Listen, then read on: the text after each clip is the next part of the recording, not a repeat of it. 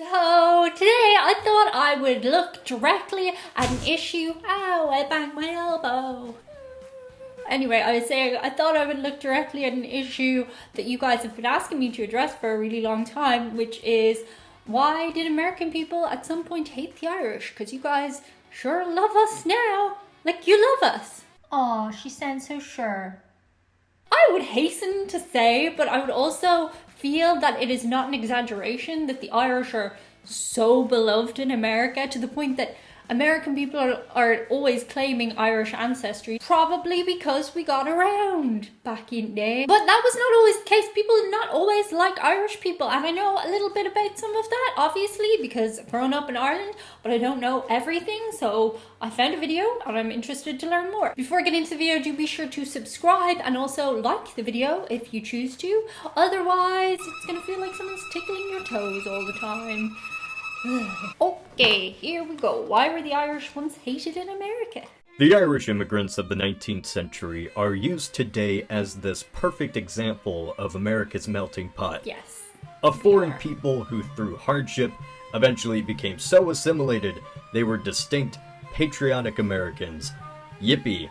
In fact, the Irish assimilated so well, the nationwide hatred they faced when first coming to the US is either entirely forgotten or now seen as so absurd in hindsight. Forgotten by the Irish. But in the 1850s, it was not absurd. The Irishman was seen as a legitimate threat to the decency of the United States. A foreigner who was sometimes, not figuratively, but literally, viewed as an in-between cross of a man and beast. That drunkenness that makes St. Patrick's Day celebrations famous was once viewed with disgust by most Americans only 150 years ago. And the question I wondered was, why were the Irish so hated? What was the origins of this incredible disgust the Americans had for them? Like they're taking all our jobs. Why didn't we see the same for other immigrants that came in far larger droves, like Germans or Poles? The origins of this anti-Irish sentiment began in Britain. Seeing as both have always been close neighbors, anti-Irish views have existed in some form since the medieval age. The supposed barbarity of the Irish was even an excuse by the Catholic Church to invade the island. In the Topographia Hibernica, written by Gerald of Wales in the 12th century, the view of the Irish wasn't too fond. The Irish are a rude people, subsisting on the produce of their cattle only. This people, then, is truly barbarous, being not only barbarous in their dress, but suffering their hair and beards to grow enormously in an uncouth manner, just like the modern fashion recently introduced. Indeed, all their habits are barbarisms. For much of the Middle Ages, the Irish were not seen as civilized. The British perception of Ireland came to view the Irish as a sinful bunch of savages who never really adapted to be pious like the rest of Europe. Many military incursions into Ireland were almost like a medieval version of white man's burden. The Irish didn't know what was good for them, and to rule over them was really for their best interest. They weren't truly Catholic, and the British had to show them the way. Centuries later, in an odd bit of irony, this resentment for the Irish not being Catholic enough flipped over as the Irish were now resented for being Catholic at all. What? When Henry VIII split Britain from the Church, the British expected the Irish would follow suit and abandon the Pope. Well, this didn't happen, and during a time when entire wars were fought between Catholics and Protestants, this wasn't something the British would just shake off. Repeated attempts to convert the Irish to Protestantism all failed. The stubbornness to not see the true light of Protestantism fostered a deep resentment towards the Irish. It manifested itself in many forms to explain why the Irish were so daft and uneducated to follow the Catholic Church and not Protestants. This religious origin slowly evolved as the 19th century came about. The Enlightenment brought on scientific theory, and with that, the pseudoscience of racialism as well. The Irish were viewed as violent, belligerent, and downright stupid. Entirely different from the sophistication of the Anglo-Saxon race. So the only explanation was that the Irish were a different race. I'm gonna I'm just going to pause it there because actually, statistically, in terms of crime rates, the Irish do not do violent crimes. We're like very low down geographically. So just interesting, I feel. Entirely. And in many circles, this perception stuck. Even though the Irish had pale skin and light hair, they were seen as white apes. Something other, while also not. Much of this bigotry really only stayed in Ireland until the potato famine. The famine created a situation where millions of Irish fled, many moving to England and settling the cities as poor immigrants. This really didn't help the perception of them as impoverished and criminal, so by the 19th century, anti-Irish views began to flare up once again. Even though America likes to see itself as independent, it still gets influenced from time to time by Britain, and this Irish hatred was no different. In the 1840s and 50s, there was a dramatic explosion of Irish immigrants into the United States. Many were extremely poor and lived in pretty much squalor. They did the jobs nobody else really wanted, like building canals. In fact, in many parts, entire section of building jobs were only... Pausing it there. Interesting that nowadays the Irish give out about other people coming into our country and taking our jobs.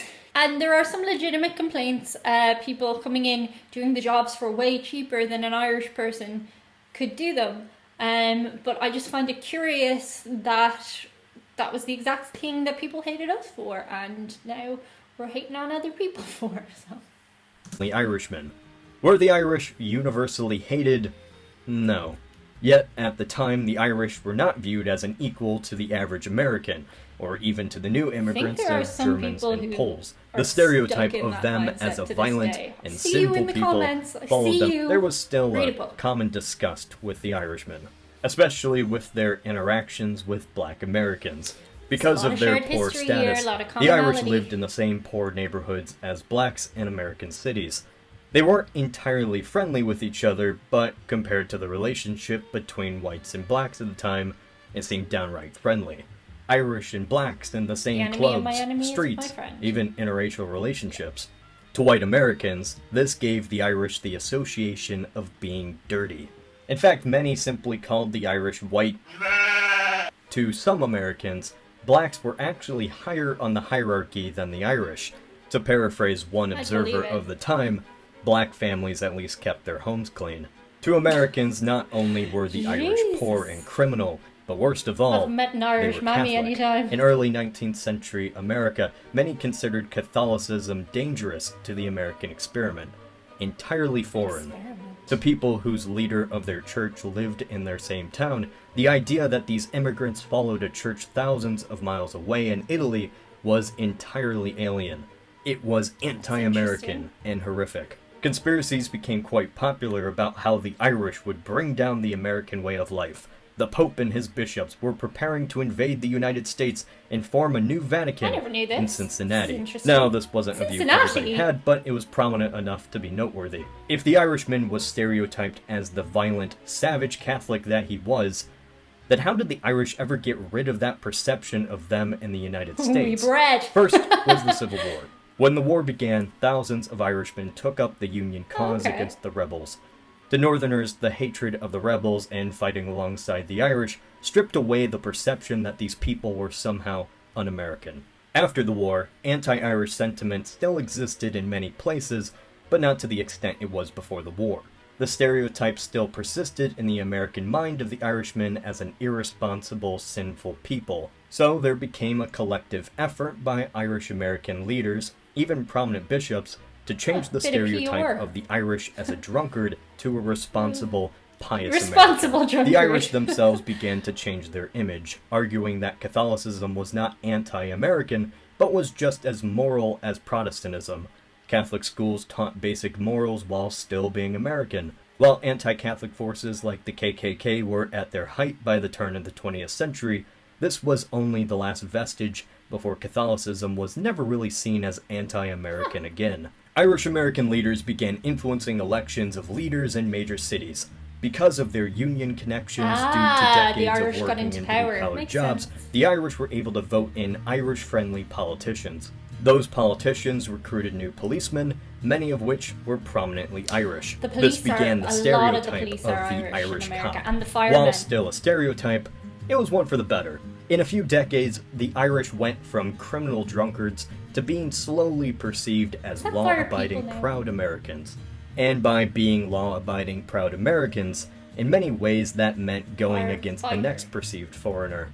To really wrap this up, the best way that the Irish eventually fit into the idea as a part of America was that another immigrant group simply took its place at the bottom of the totem pole.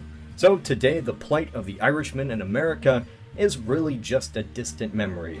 In a century and a half, a stereotype about a people who would bring about the death of the Isn't that country interesting? now I find became that a lighthearted celebration where all Americans pretend that they're not American. Wow, I actually found that really interesting. I certainly didn't know all the stuff about Cincinnati and religion supposedly going to take over America.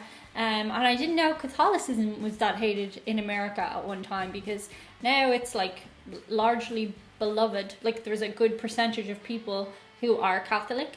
So that's interesting. I also found it very insightful that they were discussing the fact that in order for the Irish to move up, somebody else had to go to the bottom of the totem pole. And that kind of speaks largely to human nature. Which brings us to a larger discussion, which I'm not going to have here today. But yeah, just very interesting. Let me know below if you're as fascinated by this stuff as I am, or not. And that's it for today's video. Bit of a dark one, bit interesting. Hope we all learned something today. See you on the other side. Bye. Chewy is here. Chewy, hi. Stay. No. Oh no. It's mostly his butt now, but he's still in the video.